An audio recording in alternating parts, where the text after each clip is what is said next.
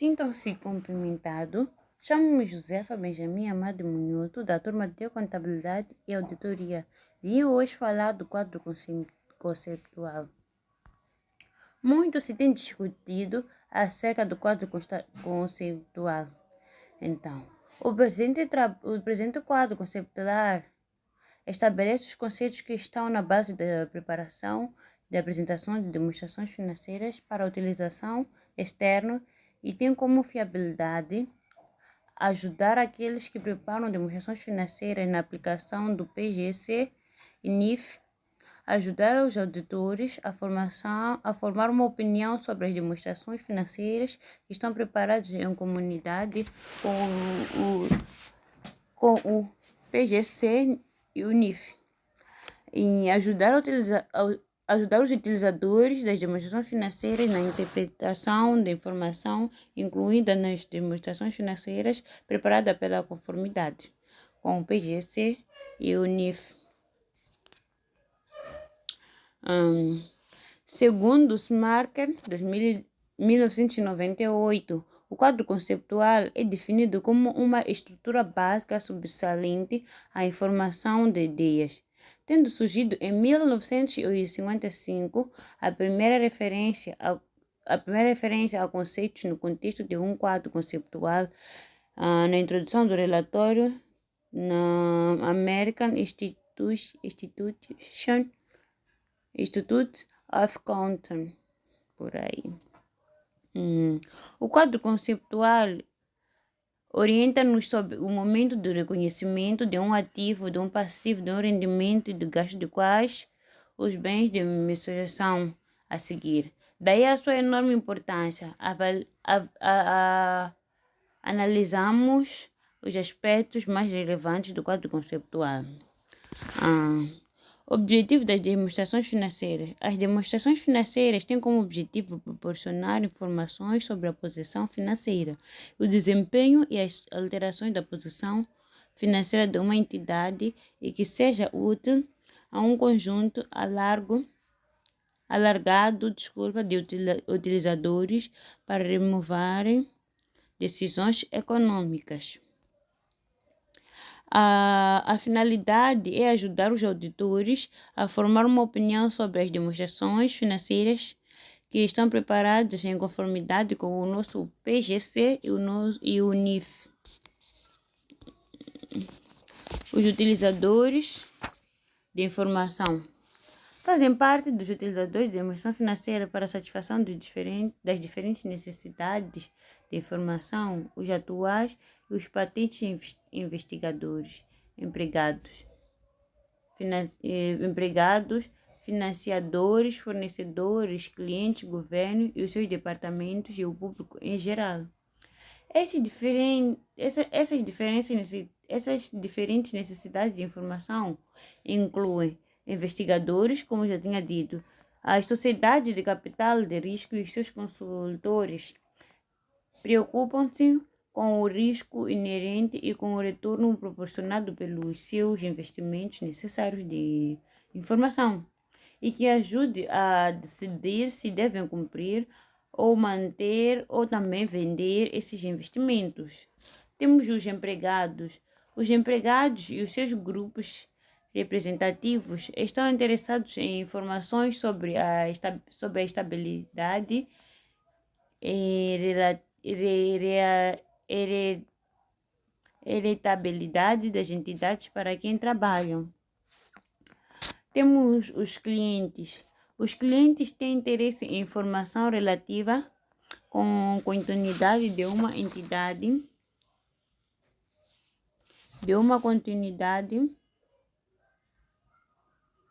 especialmente quando tem um envolvimento de longo prazo com a entidade ou estão nela dependentes. Temos o governo e os seus departamentos. Os governos e os seus departamentos estão interessados na alocação de recursos e, consequentemente, nas atividades da entidade. Temos o público em geral. O público em geral, as entidades podem ter ter uma contribuição significativa para a economia local através dos através dos empregos que criam e do suporte aos fornecedores locais. As demonstrações financeiras podem ajudar o público a informar sobre as tendências de desenvolvimento recentes, de crescimento numa entidade e do espectro da atividade. Temos posição financeira, desempenho e alteração na posição financeira. A informação acerca da posição financeira é dada principalmente no balanço. É no balanço onde nós temos a posição financeira da nossa empresa ou entidade. A informação acerca do desempenho é dada principalmente numa demonstração de resultado. A demonstração de resultado ajuda-nos a ter informações acerca do desempenho, qual é o desempenho da nossa empresa. A informação acerca das alterações na posição financeira é dada através de uma demonstração específica. Pressuposto subjacente. Segundo o quadro conceitual, os pressupostos subjacentes acerca das demonstrações financeiras são base de acréscimo. Segundo esta base, os efeitos de transações e os outros efeitos são reconhecidos quando ocorrem e não quando se verifica o seu pagamento ou recebimento. Ou seja, a contabilidade não é efetuada numa base de caixa, mas sim quando as transações ocorrem. Temos também a continuidade das operações. Aqui, as demonstrações financeiras são normalmente preparadas no pressuposto de que uma entidade irá prosseguir com a sua atividade operacional. Assim, assume-se que a entidade não tem a intenção nem a necessidade de entrar em liquidação ou reduzir significativamente o seu nível de negócio. Então, caso essa intenção ou necessidade exista, as demonstrações financeiras devem ser preparadas numa base diferente. Nesse caso, base de liquidação. E nesse caso, com a base utilizada deve ser divulgada. Características qualitativas das demonstrações financeiras. Segundo o quadro conceitual, as principais características qualificativas das demonstrações financeiras são compreensibilidade. É quando a informação proporcionada nas demonstrações financeiras deve ser rapidamente compreendida pelos utilizadores. Assim, para este efeito, que os utilizadores tenham um razoável conhecimento dos negócios, uma atividade econômica e contabilidade de vontade para estudar a informação razoável, diligência nesse caso. Temos também a relevância. A relevância é para ser útil a informação que deve ser relevante para as necessidades dos utilizadores no processo de tomada de decisões. Aqui, a informação é relevante quando influencia a decisão econômica dos utilizadores, ajudando-os na avaliação de elementos passados, presentes ou futuros, confirmando o corrigido as suas avaliações efetuadas no passado. A relevância da informação deve ser analisada numa dupla perspectiva: a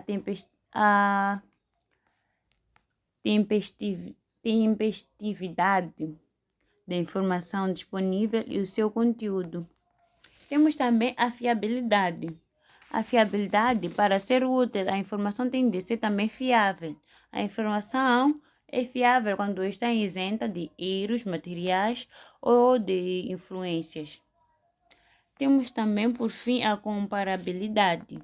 A comparabilidade, os utilizadores devem poder comparar as demonstrações financeiras de uma entidade no tempo para assim identificar as tendências relativas à sua posição financeira e o desempenho. Então, estes são são as quatro características principais características qualitativas das demonstrações financeiras. Elementos das demonstrações financeiras. Os elementos, segundo o quadro conceptual, diretivamente ligados à mensuração na posição financeira são: a posição financeira no balanço, neste caso, são ativo, passivo e, por fim, temos o capital próprio.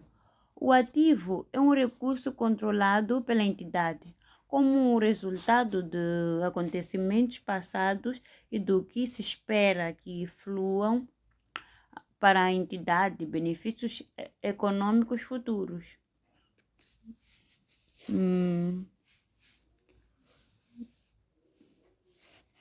O passivo é uma obrigação presente da entidade resultante de acontecimentos passados, de cuja liquidação se espera que resultem para a entidade recursos incomparados, benefícios econômicos.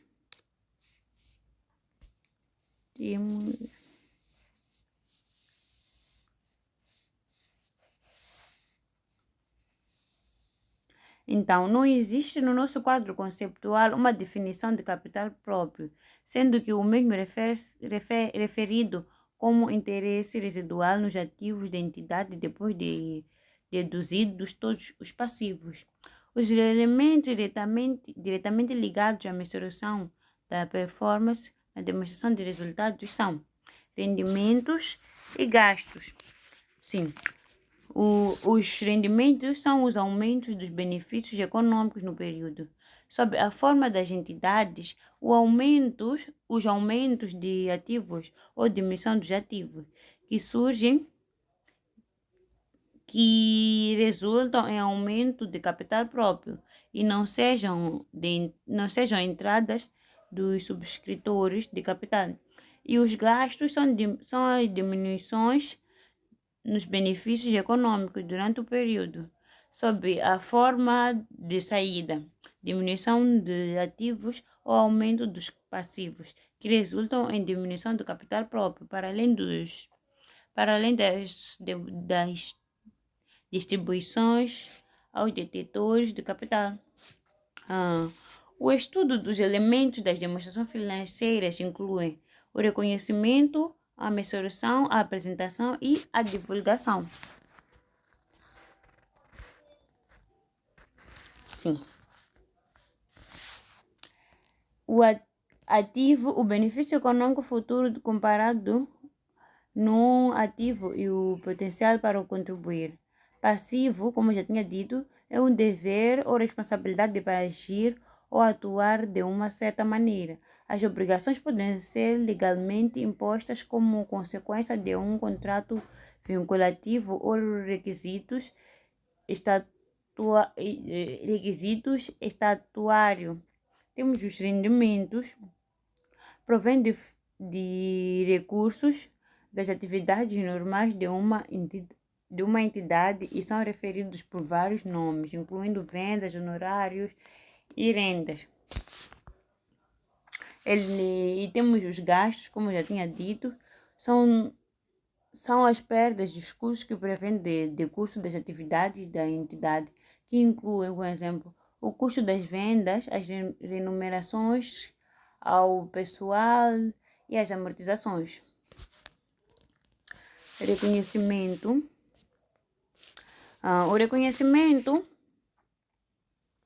O reconhecimento é o processo de incorporar nas demonstrações financeiras um ativo, passivo ou rendimento ou também um gasto.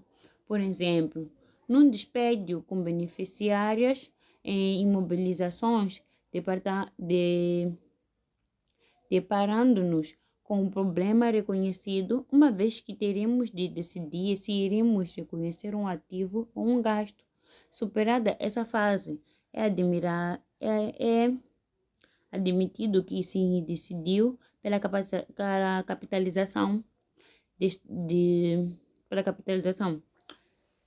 E O reconhecimento dos... Um ativo é reconhecido no balanço quando for provável dos benefícios econômicos futuros que foram para a entidade. E o ativo tem um valor que pode ser mensurado com fiabilidade. Um ativo não é reconhecido no balanço quando for considerado improvável, do que despejos suportados que não fluam para a entidade benefícios econômicos para além do período contabilístico corrente. Mensuração dos elementos das demonstrações financeiras. Várias bases de mensuração são aplicadas nas demonstrações financeiras em diferentes níveis de combinações, incluindo as custo histórico, custo corrente, valor realizável, valor presente.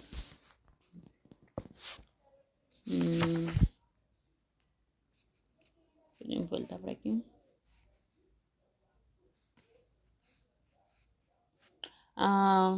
O custo histórico, os ativos são contabilizados pelo valor pago através da caixa ou os seus equivalentes do justo valor de uma retribuição dada para adquirir o ativo no momento da sua compra ou construção, ou quando aplicável o valor atribuído a um ativo no seu reconhecimento inicial.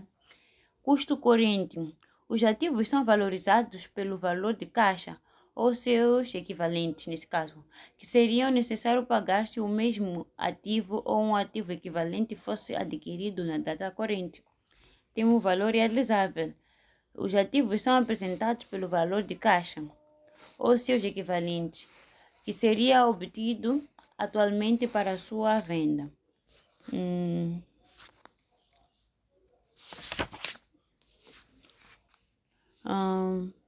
Valor presente. Os ativos são valorizados pelo valor presente, descontando dos recebimentos futuros que se espera que o ativo gere no decurso normal dos negócios.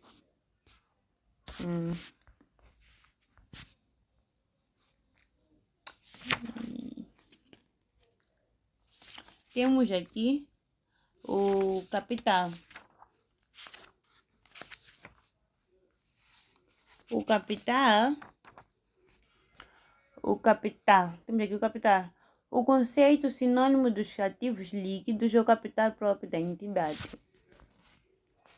Conceito de mensuração e do apuramento. Mensuração é o processo de atribuição de um valor a um ativo passivo, elementos de capital próprio, gasto ou rendimento.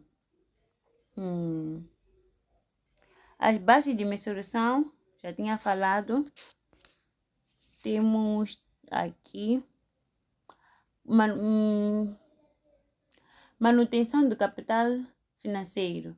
O lucro é obtido somente quando a quantia financeira ou a quantia de caixa dos ativos líquidos no final do período exceder a quantia financeira ou a quantia de caixa dos ativos líquidos no início do período, depois de excluir as contribuições aos detetores de capital durante o período. E temos a manutenção de capital físico. De acordo com este conceito, o lucro é obtido somente quando a capacidade produzida física ou capacidade operacional da entidade ou dos recursos ou fundos necessários para atingir atingir essa capacidade no final do período.